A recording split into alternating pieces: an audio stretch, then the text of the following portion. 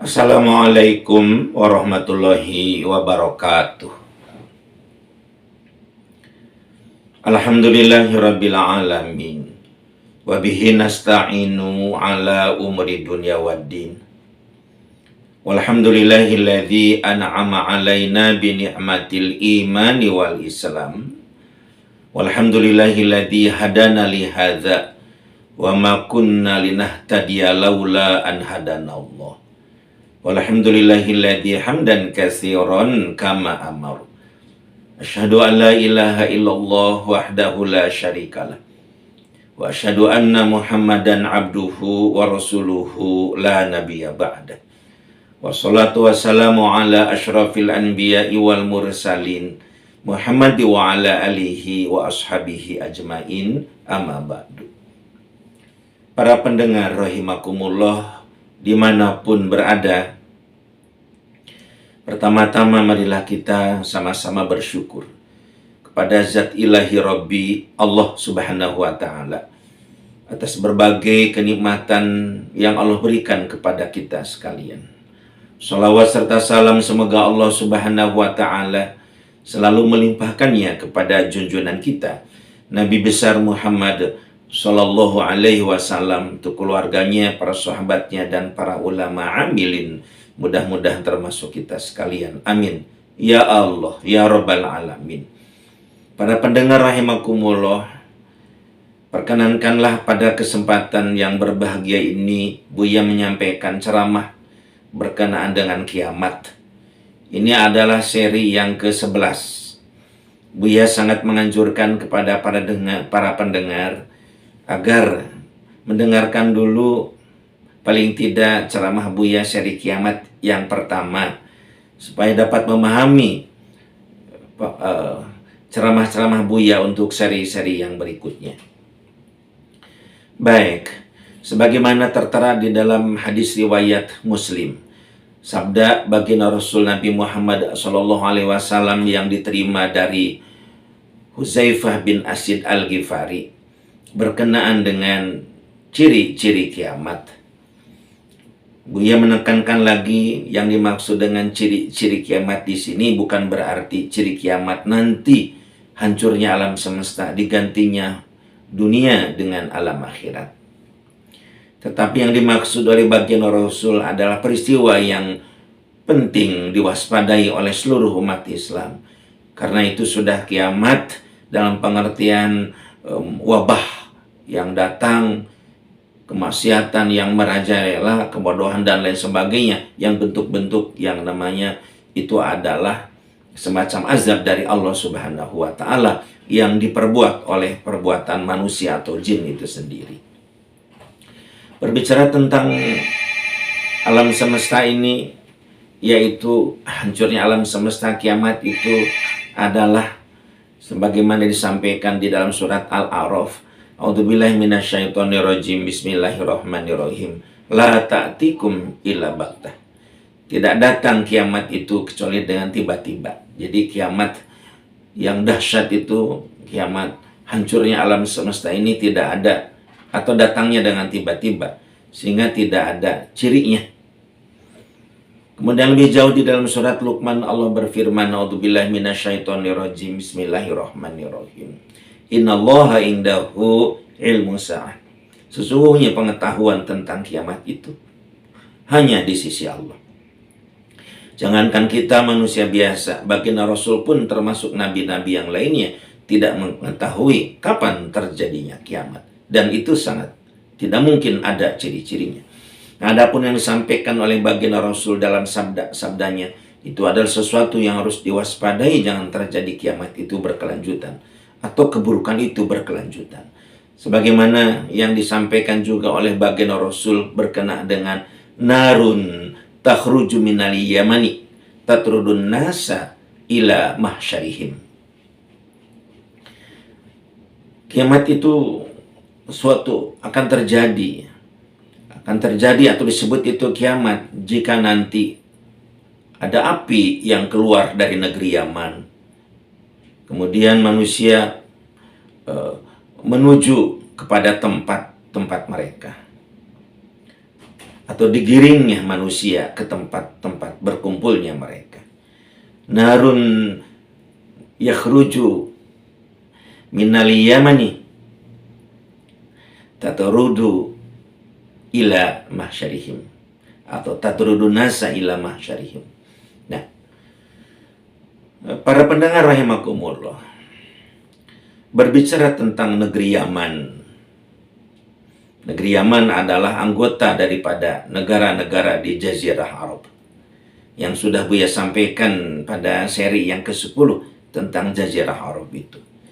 Negeri Yaman di antara anggota-anggota atau di antara anggota negara-negara Jazirah Arab adalah negeri yang istimewa.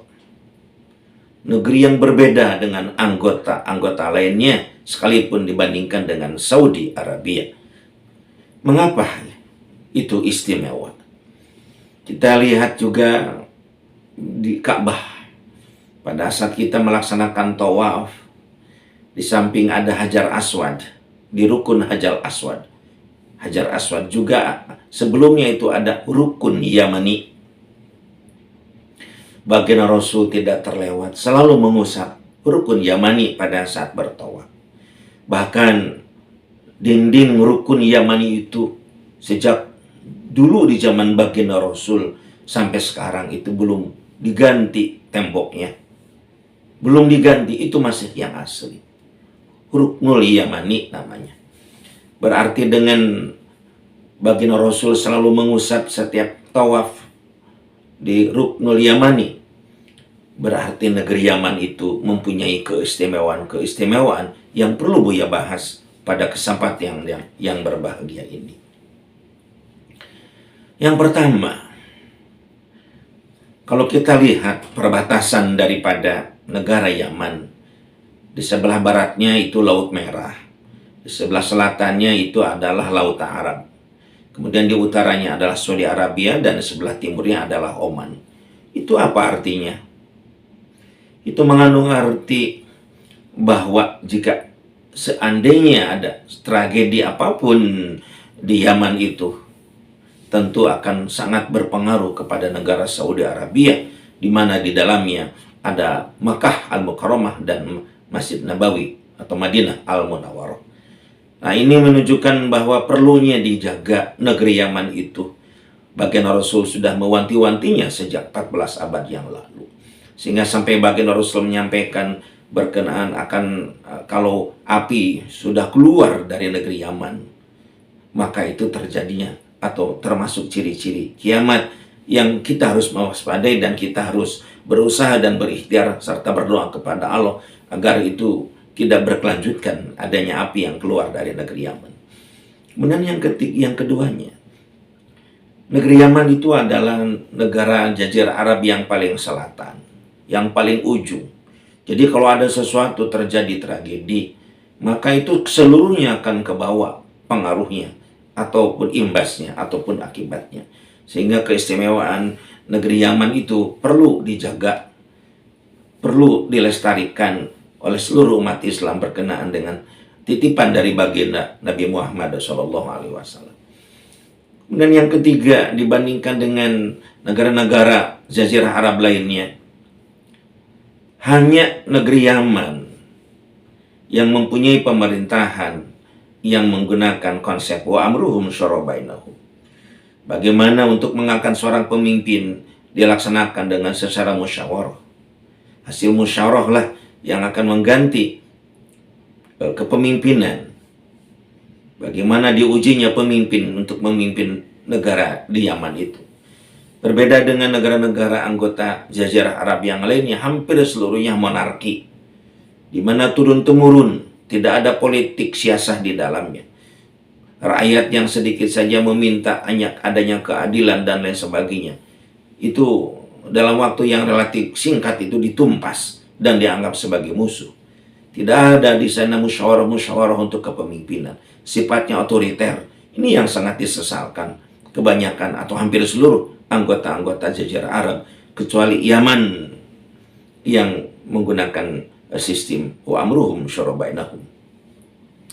Berikutnya, pemirsa, para pendengar rahimakumullah, Kalau kita perhatikan lebih jauh tentang orang-orang Arab yang ada di Yaman ini, itu menyebar ke seluruh dunia, baik Asia, Afrika, Amerika, Eropa, ataupun Australia. Kita lihat, kalau perlu silahkan ada yang istilahnya itu mengadakan semacam sensus, kemudian juga memperhatikan, termasuk di negeri kita, negara Indonesia.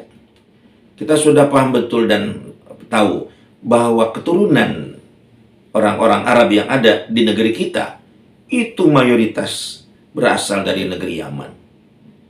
Termasuk juga di negara lain, keturunan Arab yang ada di negara-negara Ajam itu kebanyakan dari negara Yaman.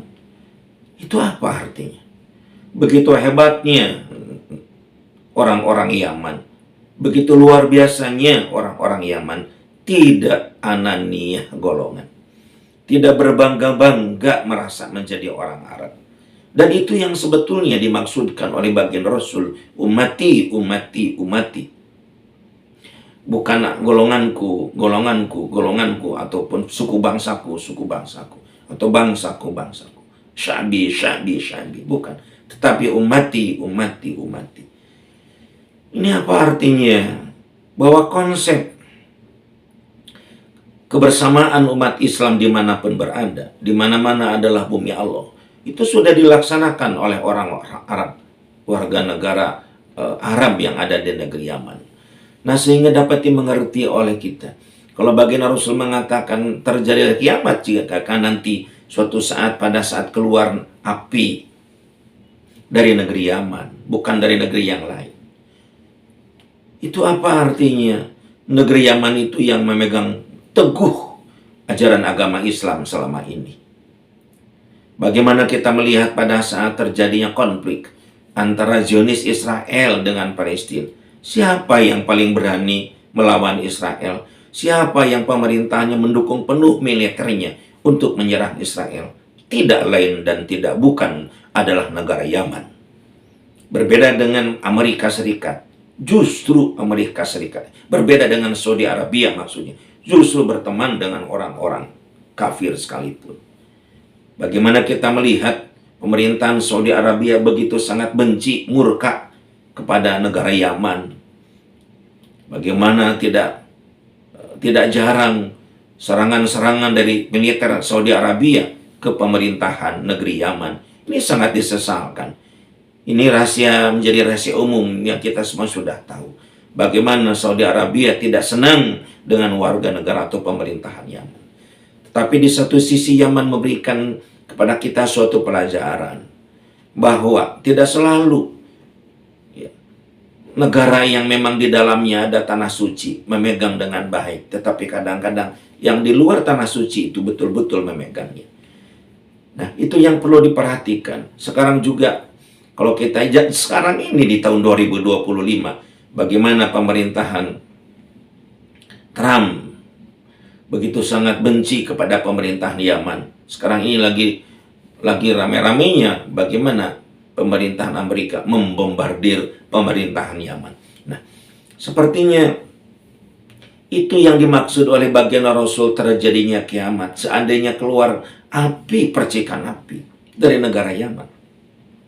Artinya kalau Yaman sudah mulai digoyang-goyang, diserang, negara Yaman diporak-porandakan, ini sebagai tanda-tanda kiamat.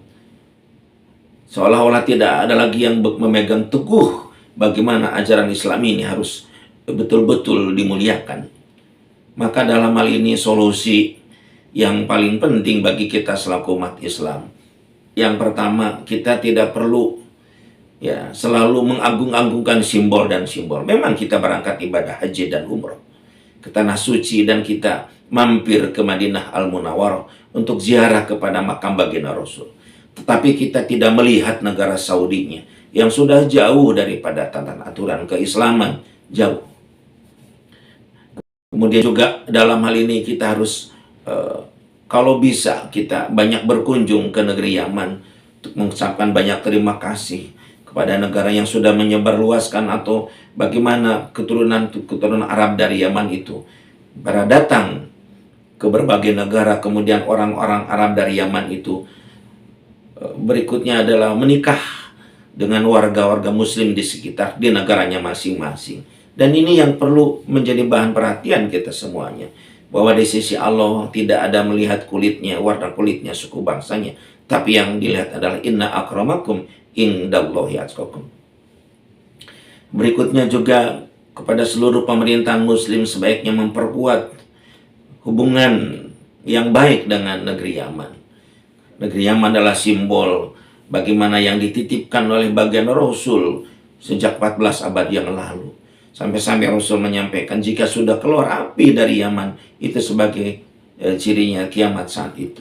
Maka kewajiban kita dalam hal ini bagaimana betul-betul dalam hal ini menjaga negeri Yaman, ya, atau konsep-konsep ataupun juga rencana-rencana dari negeri Yaman yang luar biasa, sehingga kita betul-betul menjadikan al-Islamu ya'lu wa la yu'la alaihi. Islam itu agama yang tinggi dan tidak ada yang lebih tinggi dari ajaran Islam.